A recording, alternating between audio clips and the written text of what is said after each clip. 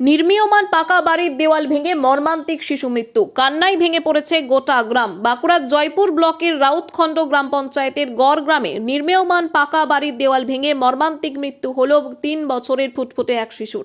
ঘটনায় ভেঙে পড়েছে গোটা গ্রাম, শোকস্তব্ধ পরিবার। স্থানীয় সূত্রে জানা যায়, গত 1 বছর ধরে ওই এলাকায় একটি পাকা বাড়ির নির্মাণ কাজ চলছে। প্রতিদিনের মতোই বাড়ির সামনে খেলছিল 3 বছরের শিশু। বাড়ির দেওয়ালে বাঁশ টাঙিয়ে রোদে শুকাতে দেওয়া হয়েছিল একটি কাঁথা। খেলতে খেলতেই শিশুটি সেই কাঁথা টানতে গিয়ে আচমকায় ইটের দেওয়ালটি ভেঙে শিশুর মাথার ওপর পড়ে যায়। ঘটনাস্থলেই লুটিয়ে পড়ে শিশুটি। তৎক্ষণাৎ তাকে উদ্ধার করে জয়পুর ব্লক প্রাথমিক স্বাস্থ্য কেন্দ্রে নিয়ে গেলে চিকিৎসকেরা তাকে মৃত বলে ঘোষণা করে। শিশু মৃত্যুতে স্তব্ধ বাবা মা, শোকে ভেঙে পড়েছে গ্রামবাসীরাও। ঘটনাকে কেন্দ্র করে উঠছে একাধিক প্রশ্ন। নির্মীয়মান পাকা বাড়ির ইটের দেওয়াল এত সহজে ভেঙে পড়ল কিভাবে? নির্মাণের গুরুতর ত্রুটি ছিল কি? দেওয়ালের গাঁথনি যদি ঠিকঠাক থাকতো তবে কি দুর্ঘটনা এড়ানো যেত? এই প্রশ্নগুলির উত্তরই এখন খুঁজছেন মৃত শিশুর পরিবার ও স্থানীয় মানুষজন।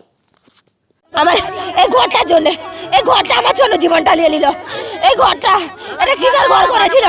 এটা কিসের ঘর?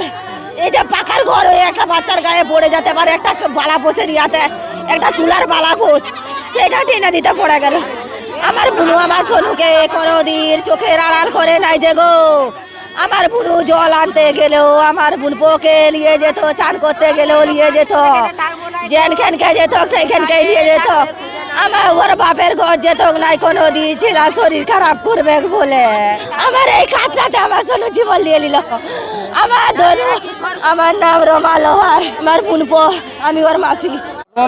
আমি যেটা এসে শুনলাম যে এই একটা দেওয়াল ছিল, দেওয়াল পিলার ছিল, পিলারে একটা বালাপোষ শুকোতে দিয়েছিল।